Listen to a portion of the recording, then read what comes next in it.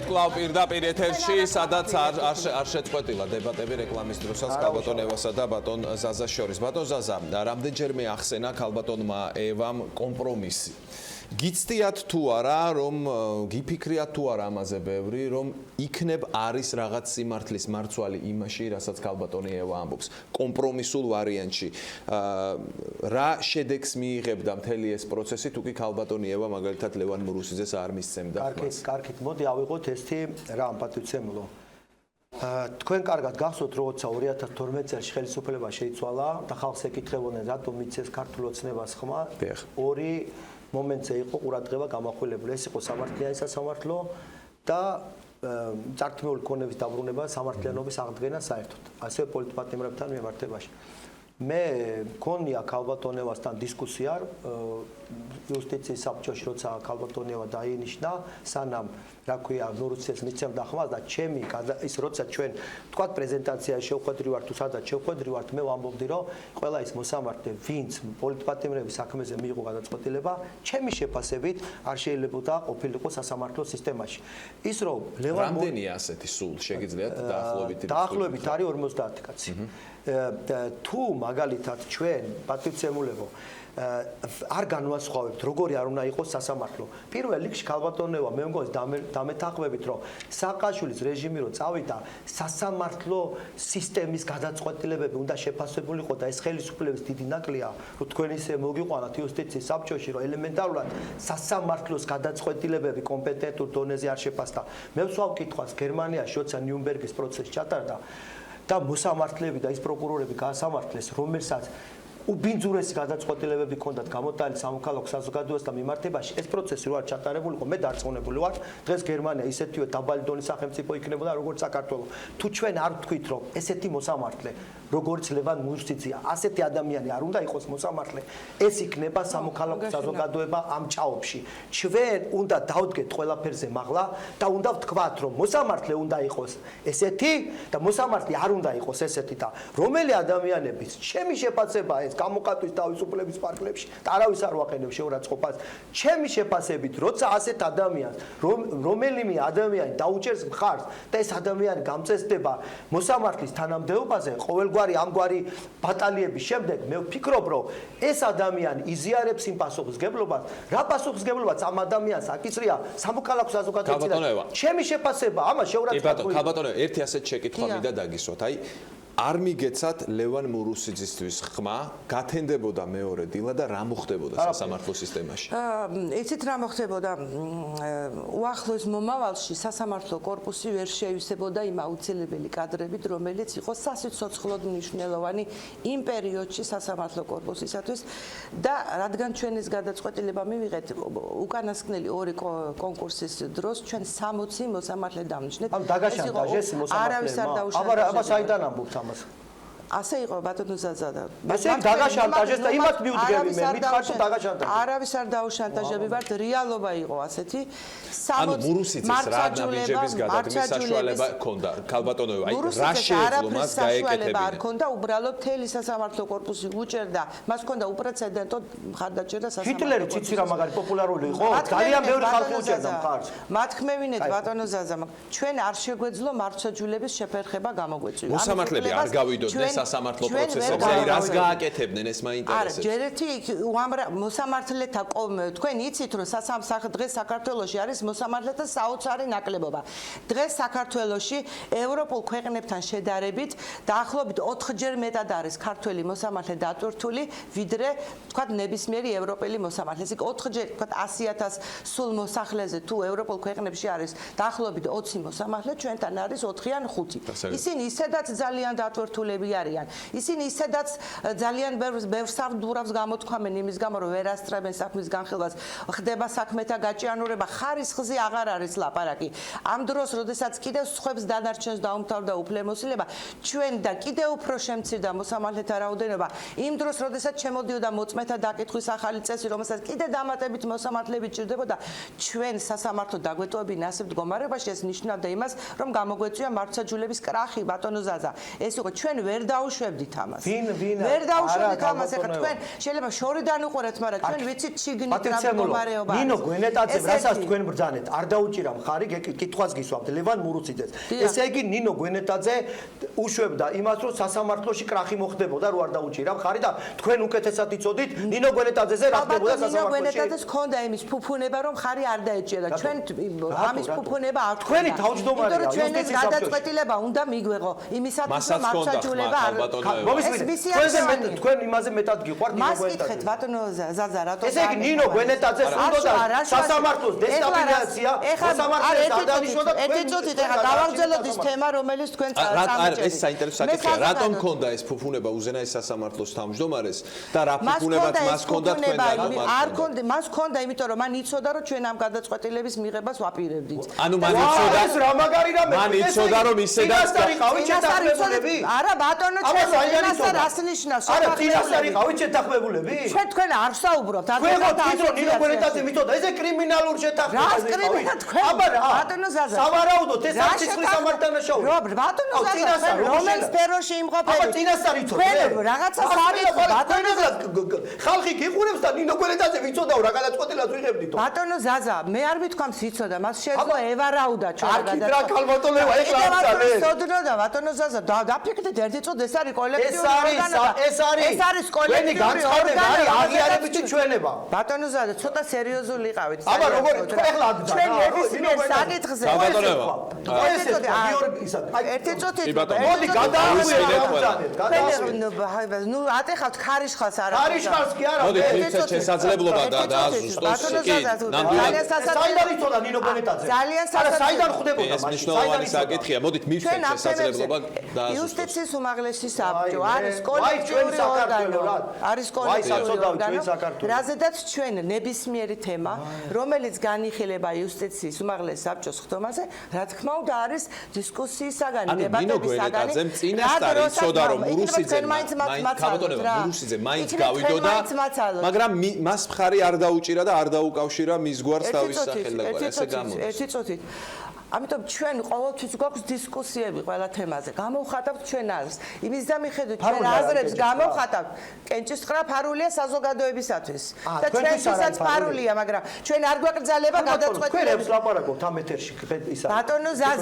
ბატონო ზაზა, მოისმინეთ ერთი წუთით. თქვენ მეუბნებით მე ხა პირდაპირ იმას, რომ ჩვენ არ უნდა განვიხილოთ საკითხები საბჭოში და არ უნდა გამოვთქვათ მოსაზრებები გარკვეულ საკითხებზე და როგორ მივიღოთ მაშინ გადაწყვეტილება, როგორ გავიგოთ საერთო დამოკიდებულებები როგორ არის საქმეში. რას მეუბნებით? ხო და ამას რო აკეთებთ, იმიტომ არ მოგეცით.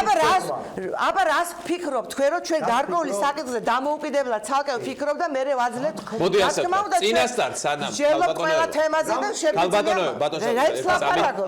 ქალბატონო, აბა როგორ მივახციოთ? ვიდრე აი ეს ფორმალური კენჭისყრა ჩატარდებოდა, ანუ უკვე იცოდით რა შედეგით დამთავრდებოდა, ვინ ვისაძლევდა ხმას და გვენეტაძემ ზუსტად იცოდა რომ გავიდოდა და არ გვინდა ესეთი უტრირება. ჩვენ ზოგიერთებს ქონდა გამოთქმული გარკვეული მოსაზრებები და შესაბამისად შეიძლებოდა გვევარაუდა ვინ რას აპირებდა. თუმცა ეს ისეთი თემა იყო ბატონო ზაზა, ბოლო წუთამდე არავინ არ ვიცოდით როგორ გადაწყვეტილებას მივიღეთ. ეხლა გაალამაზეთ თქვენ. აი კი არ გავალამაზე, ეს არის სიმართლე, რასაც მე ვამბობ. ბოლო წუთამდე არ ვიცოდით. კარგი, მე თვითონ რა გადაწყვეტილებას მივიღებდი, ის არ ვიცოდი. მით უმეტეს სხვა რა გადაწყვეტილებას. მეორე საკითხი არის ეს რამაც აქაც გაიჟღერა. ესე იგი, ნინო გვენეტაძე როგორც თქვენ ამბობთ რომ კრახს გამოიწვევდა ეს ყველაფერი, ანუ გვენეტაძე თანხმდებოდა იმას რომ სასამართლოში მომხდარიყო კრახი. არ ვიცი ხა ესე როგორ შეიძლება ასე საკითხი. მას ჰქონდა პრინციპული მოსაზრება რომ არ დაეჭირა მხარი ბატონი მორუსიძესაც რომ მან განახორციელა ეს ამის გამო იხა მე პასუხი უნდა მომთხოვო. ვახტანგ ჩეთილიშვილმაც არ მიცა. კი ბატონო არ მისცა დიახ, მაგრამ მე მინდა გავაგრძელო ის თემა. რა თქმა უნდა ბატონო ზაზა თქვენ სწორი ბრძანდებით იმაში ის მოსამართლე ვინც უკანონო გადაწყვეტილებები გამოაქვს ის არ უნდა გამწესდეს მომავალში, მაგრამ ნახეთ რა ვითარებასთან გვაქვს საქმე. პარლამენტმა როდესაც უამრავი ასე ვთქვათ პატიმარი პოლიტპატიმრად ცნო, ხო? ჩვენ ვიცით მე პირადად სხვათა შორის და ალბათ სხვა იურისტებიც გამოხატავდნენ მოსაზრებას, რომ მოდით ჩვენ შევქმნათ ეს ხარვეზების დამდგენი კომისია და ის საქმეები, რომლებიც ამ პოლიტპატიმრებს შეეხება, მოდით გადავხედოთ ამ საქმეებს, იმიტომ რომ იყო სამართლებრივი აბსურდი. ისინი ერთის მხრივ ცნობილი იყვნენ პოლიტპატიმრებად, ხოლო მეორე მხრივ არსებობდა მათ მიმართ კვლავ კანონიერ ძალაში არსებული განაჩენები. მაგრამ არ მოხერხდა, არ მოხდა რატომღაც ამ კომისიის მე არ ვიცი ვინ ვისთან გარიგდა და ძალიან მეჭვება და მე პირადად ამ თემაზე ბატონო ზაზა სტატიაც გამოვაქვეყნე იმ მოთხოვნით რომ ასეთი კომისია აუცილებლად უნდა შექმნილიყო დიახ რათა ეს სამართლებრივი აბსურდი დიახ ასეთი სამართლებრივი აბსურდი მაგრამ როდესაც ჩვენ შეგვექმნა ისეთი ვითარება როდესაც არც ერთი ეს განაჩენი იურიდიულად რომელიც თქვათ მორალური თვალსაზრისით მიჩნეული იყო უკანონოდ მაგრამ სამართლებრივად ისინი კვლავ კანონიერად ითვლებოდა ჩვენ არ გვქონდა იმის უფლება რომ ეს მოსამართლეები მათი ამ გადაწყვეტილებების გამოსავალ ეს იქნებოდა უდანაშაულობის პრეზუმპცია და ამისა ბატონო ზაზა თქვენ ვერ მოძებნით ვერც ერთ მოსამართლეს ვისაც რამე შეცდომ ან დარღვევა არა სტრასბურგმა არ აღიარა მაგაზე ვიძახო რა გავაკეთოთ სტრასბურგმა აღიარა პატიცემულო რა გავაკეთოთ ბატონო ჩვენ ყველა მოსამართლე რო აი ხა მაგ შეკითხვა როგორ გამოვარჩიოთ კარგი და ცუდი შეუძლებელია შეკითხვა მოგცემ სიტყვას უბრალოდ ხალბატონევასთან მაგ შეკითხვა ხალბატონევა თქვენ მიიღეთ ის გადაწყვეტილება რაც მიიღეთ და თქვენ დასაბუთებად წარმოადგენთ ამასთან დაკავშირებით მაგრამ აი პირველივე შემთხვევა თქვენს კარიერაში ამ გადაწყვეტილების შემდეგ სტრასბურგის მიმართულებით დადგა ძალიან დიდი კითხვის ნიშნის ქვეშ და თავარ პრეტენზიას გიყენებენ იმის გამო რომ თქვენ მურუსიძისთვის გაქვთ ხმა მიცემული არ ფიქრობთ რომ ეს მთელი ცხოვრების განმავლობაში თქვენთვის იქნება ძალიან სერიოზული პრობლემა. იქნებ ჯობდა დღევანდელი გადმოსახედიდან მაინც რომ იმ ფუფუნების უფლება მიგეცათ საკუთარი თავისთვის რაც ნინო გვენეტაძე მისცა. ხო, კარგი იქნებოდა, მაგრამ იცით რა არის? პასუხისგებლობას ამით ჩვენ საქმეს ვერ გადავარჩენდით. ჩვენ დარტყმა ავიღეთ თქვენ როგორ ფიქრობთ მე არ ვითვალისწინებდი ბატონო ზაზა რა მოხდებოდა? არ ვითვალისწინებდი რა მეხთათ ეხა წამოვიდოდა ჩემ წინააღმდეგ თუნდაც თქვენი მხრიდან, მაგრამ ჩვენ პასუხისგებლობა ავიღეთ თავზე. საკუთარი მურუსიძემ გაანადგურა სასამართლო სისტემა მომავალ გავწირეთ სასამართლოს გადაჭრის მიზეზად. გაწირეთ სასამართლო რომ მურუსიძემ გაანადგუროთ სასამართლო სისტემა. ეს თქვენი აზრია ბატონო. ჩემი აზრი. აბა ადამიანი რომელიც თქვენ ხო ბძანებთ რომ ვერ ჩამოდიოდიო საქართველოში 9 წელიო.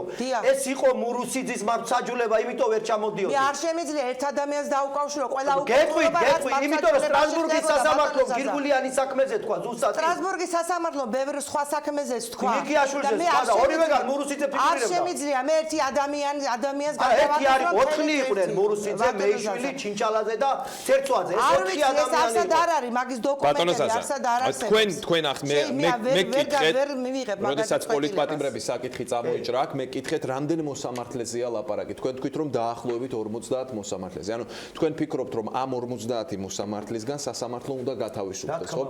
რა გზით უნდა გაეკეთებინა ეს ხელისუფლება? ხალბატონმა ევამ მონახა კომპრომისული გზა, მიიღო ის გადაწყვეტილება. რაზეც პასუხისგებელია. თქვენ რა გზას თავაზობთ? მე ვნახე, მით უმეტეს მისი ქალბატონევა სტატია იყო, როგორც მახსოვს, სასავალდასავალი, სადაც ქალბატონევა საუბრობდა ხარვეზ დამდგენ კომისიის აუცილებლობას და ამ საქმეებს გადასინჯვაზე. მე ვიცი ეს სტატია წაკითხული მაქვს. ეს იდეა ჩავარდა შეგვიძლია თქვა. არა, ჩავარდა ხელისუფლებამ ჩააგდო, იმიტომ რომ როდესაც მიქიაშვილის გადაწყვეტილება გამოვიდა, ვახო, ეს იყო სექტემბერი. გამოვედი მე და ვთქვი, რომ ეს ადამიანი მურუსიძე უნდა ჯაჯდეს საბრალდებო სკამზე 6 წელი ვიდავე ვამბობდი და დავადასტურე რომ მან ეს ჩაიდინა. მოვიდა ივანიშვილი ხელისუფლების სათავეში. დაახლოებით 2 თვის შემდეგ მიდის უზენა ისა სასამართლოში არ მახსოვსაც მურუსიძე წვდება და გამოდის როცა მე ქუჩაში ვდგევარ და ვამბობ რომ როგორც იქნა დავადასტურო ამ ადამიანმა სავარაუდოდ სიცხის სამართალდანაშაული ჩაიდინა ეს რა კაცი გავიცანიო როდესაც ქალბატონმა ევამ და საბჭოს შემადგენლობამ ხარი დაუჭირა მურუსიძეს და მე გახსოვს ანუ ხარვეზების კომისიის ამბავი რომ არ მივიდა ბოლომდე აქაც მურუსიძის ფაქტორს არა იმიტომ რომ მოხდა ამ შეთანხმების შემდეგ უკვე ეს ყველა იდეა პატივცემულო შეხვედრის შემდეგ წავარდა და მე გამიჩნდა ეჭვი, როდესაც იუსტიციის მინისტრი ქალბატონი ცულუკი არის საუბრობდა, რომ უნდა შექმნილიყო ხარვეზდამდგენი კომისია, საუბრობდა კი არა, ვახო, როდესაც მოვიდა ხელისუფლება 26,000-მა ხო შეიტანა პროკურატურას საჩივარი.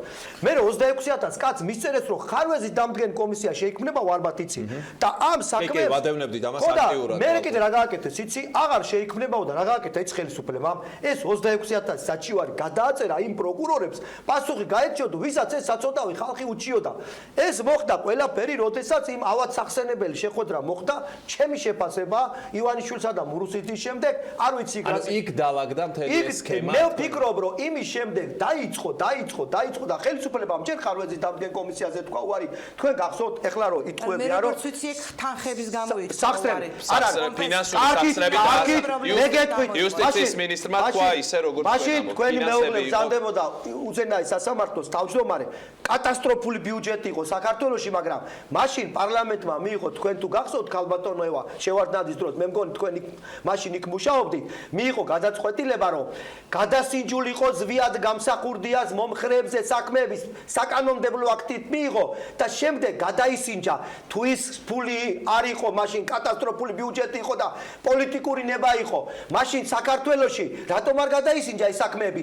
ხარვეზის დამდგენ კომისიას გაანებე თავი, არ შეიძლებოდა? მე მაგის გახსოვთ? არა ვარ, მე ვიყავი მომხრე ბატონო ზაზა. თქვენ ხო გახსოვთ შევარდნაძის დროს რომ მოხდა ეს? აი რაღაცა რომ მოხდა, ხო გახსოვთ? აგრეთვე ამ თუ წაიკითხეთ ეს ჩემი სტატია, იქ იყო რომ სახსრების ნაკლებობა არ ამართლებს სახელმწიფოს მოარიცხვა სამართლიანობის აქტს. მაგრამ ისეთ რაშია საქმე. მთლიანობაში რა მოცემულობა მივიღეთ? ჩვენ მივიღეთ მოსამართლეთა კორპუსი, არც ერთი გადაწყვეტილება ვთქვათ არ იყო მათი ასე ვთქვათ გადასინჯული, ეს ყველა გადაწყვეტილებები რჩებოდა კანონიერ ძალაში შესული და ჩვენවත් არჩევანის წინაშე რომ ვთქვათ რომ მოგვაწვდეს სახალხო დამცველი ან ბატონი ზაზა ან სხვა ინსტიტუცია რომ ესა და ეს მოსამართლეები არიან ცუდები, ჩვენ ისინი აღარ გავამწესოთ მოსამართლებად. იცით რა, ესეთი ინფორმაციები თქვენ ხო დამეთანხმებით ბატონო ზაზა რომ ჩვენ მოვდიოდით თქვენთან სულ არ გავალდებულებდა კანონი რომ ბატონ ზაზას კითხეთ ან ვინმეს კითხეთ და თქვენი შეხედულებითაც შეგვეძლო ჩვენ მხოლოდ და მხოლოდ ეს არ შეიძლება, არ არის სწორი შეხედულება. სტრასბურგის სასამართლოს გადაწყვეტილება უყოფილიყო ინდიკატორი. მოდით ასე ვთქვათ. არა, ერთ-ერთი აზრი დამამთავრებელი. კი ბატონო და მე მაგ შეკითხვა ბევრი დროც აღარ დავჭერ. დარჩა. ამას ვამბობ, რომ ჩვენ კანონი არ გავალდებულებდა სხვა პიროვნებების აზრი გაგვეთვალისწინებინა, მაგრამ როგორც კი საბჭოში მოვედით ახალი შემადგენლობა, ბატონ ზაზასთან უამრავ სხვა ადვოკატთან, ასევე სახალხო დამცველის ოფისში მივდიოდი და რაც შეიძლება მეტ ინფორმაციას ვიგებდით, რა ვიზე, რა წარმოდგენა შეიძლებოდა შექმნოდა, მაგრამ გადამწყვეტი კი არ იყო ის ჩვენთვის, ჩვენ მთლიანობაში ვაფასებთ, იმიტომ რომ ერთი და იგივე მოსამართლის თაობაზე ხანდახან იყო სრულიად კი ბატონო, აი ნახეთ, ახლა ჩვენ ვიყურებს მაყურებელი. თუ ასეთი გზა სწორია ბატონო ზაზა, მაშინ მე მიმართავ ყველას, სახალხო დამცველს, თქვენ მოგმართავთ, მოგვაწოდეთ შავი სიები და ჩვენ იმათ აღარ გავაგდეთ შავი სია შავი სია და იქნება ეს სამართლებრივ სახელმწიფო ქალბატონო ევა ბატონო ზაზა მოდით აი ესე არ იქნება როგორ სამართლებრივ სახელმწიფოში რამდენ შეცდომას დაუშვებთ ქალბატონო ევა იცოდით და მაინც მიეცით ხმა ერთი რომელიმე კონკრეტული საქმით მურუსიძეზე ხო იცოდით ძვირფასო სტუმრებო ერთი წამით ქალბატონო ევა მოდით გეტყვით მე გეტყვით ერთი გადაწყვეტილებით აზრს ხო ვერ მე გეტყვით რა შტაბეშტილება შეიძლება კონდეს ახლა მაყურებელს ნახეთ ერთი მხრივ ვამბობთ რომ 200-ზე მეტი პოლიტპატიმარი და პოლიტდევნილი ყავს ქვეყანაში ამ კონკრეტულ საქმეებზე ხელი აქვთ მოწერილი მოსამართლეებს ხო აი ბატონმა ზაზამ თქვა რომ დაახლოებით 50 მოსამართლეა რომლისგანაც უნდა გაიწმინდოს სასამართლო სისტემა რაღაც გზა ხო უნდა გამოინახოს ქალბატონოვა იმისთვის ხო აზრი მაინტერესებს რომ ან ეს ეს ადამიანები ნამდვილად პოლიტპატიმრები არიან და ამ შემთხვევაში მოსამართლეებს მიუღიათ უკანონო გადაწყვეტილება ან პირიქით აიქნებ მოსამართლეა მართალი ხო ვინ უნდა დაადგინოს ეს ეს გეტყვით იცით რა უკანონო გადაწყვეტილებებიც რო დადგინდეს იცით რომ მაინც არაფრის უფლება არ აქვს ჩვენ იმიტომ რომ კანონიდან ამოღებულია დისციპლინური პასუხისმგებლობის შესახებ კანონიდან ამოღებულია პასუხისმგებლობის საფუძველი კანონის უხეში დარღვევა ეხლა 1000 გადაწყვეტილებაც რო იყოს ჩვენ ანუ რა გამოდის ჩვენ არა გვაქვს აი როცა ლაპარაკია რომ ვაშენებთ ახალ სასამართლო სისტემას ამაზეც მივმართე მე პარლამენტს რომ აღედგინათ ეს პასუხისმგებლობის აი ნახეთ ასე რომ ესეც რო იყოს ჩვენ მაინც კი ბატონო, ანუ რა გამოდის, რა შედეგს ვიღებთ? ეხლა მაყურებელმა დასკვნა ხო უნდა გამოიტანოს, ესე იგი, ლაპარაკია იმაზე, რომ რეფორმა ტარდება სასამართლოში, რომ ვაშენებთ ახალ სასამართლოს ძველი მოსამართლეებით, რომელთა მიმართ არის უამრავი შეკითხვა და ასევე 220-მდე პოლიტპატიმრითა და პოლიტდევნილით. აი, ამ რეალობით ვაშენებთ ახალ სასამართლოს. დიახ, ამ რეალობით ვაშენებთ ახალ მე ეს არის სამართლიანო იქიდან რაღაცა. გამომდინარე, რომ გაცილებით მნიშვნელოვანია ჩვენ თუ შორს მიმავალ, შორს ასე ვთქვათ, პერსპექტივას და ეს გავითვალისწინებთ. მოსამართლეები უადოდ შეიძლება დაინიშნოს. ერთით გაცილებით მნიშვნელოვანია, რომ მოსამართლეებს კონდეთ სიმყარის განცდა.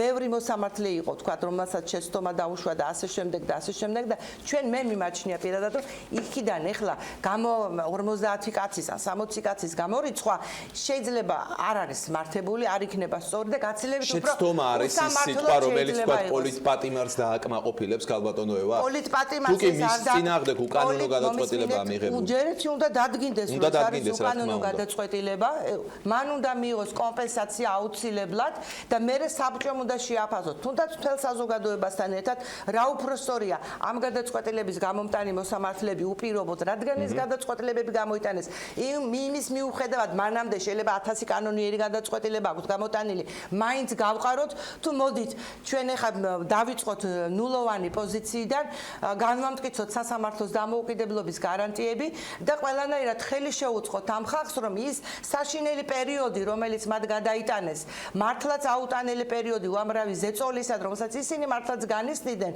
ყოველივე ამას უდიდესი ნაცელი მაინც. უდიდესი მაინც. უზენაე სასამართლოდან დაწერა განცხადება და ლალი ლაზარაშვილი წამოვიდა. დიახ და ლალი ლაზარაშვილი რო წამოვიდა, მე ვიყავი, რომელსაც იუსტიციის საბჭოში კი ბატონო, ვიცი და ამიტომ ხო იცით ეგ საქმე.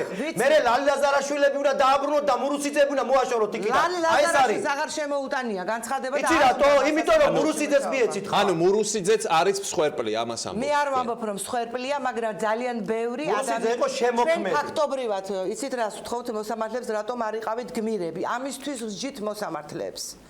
დამნაშავე უნდა დაისაჯოს, მაგრამ არ შეიძლება დავსაჯოთ ადამიანი იმის გამო, რომ გასაგებია. მოდით ბატონ ზაზა, ბოლოს უნდა დავასრულოთ. შეცდომის უფლება ყველა ადამიანს. მოუსმე ერთი წუთი. სამართლებრივი შეცდომა. თქვენ ვინდა დაგისვათ კითხვა უღოთ სხვა საქმეზე.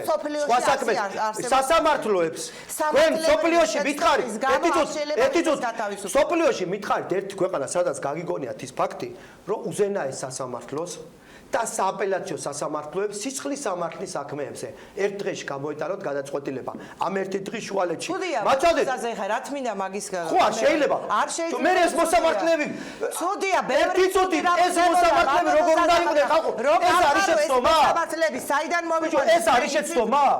მაშინ ციხი და ყველა დამნაშავე გამოუშვით ხალხო მაშინ. თქვენ არ არის ამის საშუალება. მომისმე, მაშინ დამნაშავე უნდა იყოს მოსამართლე. მე უნდა დამნაშავეს გამოსამართლოს? არა ბატონო, პროკურატურამ გამოიძიოს დამნაშავე ცნოს და ის გაიყვანოს არენიდან. როდესაც არიძიებს პროკურატურა და მოგმართავთ, რომ სოფლიოში არ არსებობს ხალხო ისეთ რამებს აკეთებდნენ. ვახო შენ მოგიტან თუ გინდა მიუძღვენი გადაცემა. უზენაეში ერთ დღეს განიხილეთ საქმე. იმავე დღით იხილავს სააპელაციო 9-9 გვერდიანი გადაწყვეტილებები გამოაქვთ. ამ შუალედში პროკურორი მიდის ახალ ციხეში, საპროცესო შეთანხმებას ახორვეს, აკულაკებენ კაცს და 300.000 აქტივდება. ძალიან საინტერესო უარესი რამეებიც ხდებოდა. აი უარესიც ხდებოდა. წამალი არ არის მოსამართლეების. წამალი არა.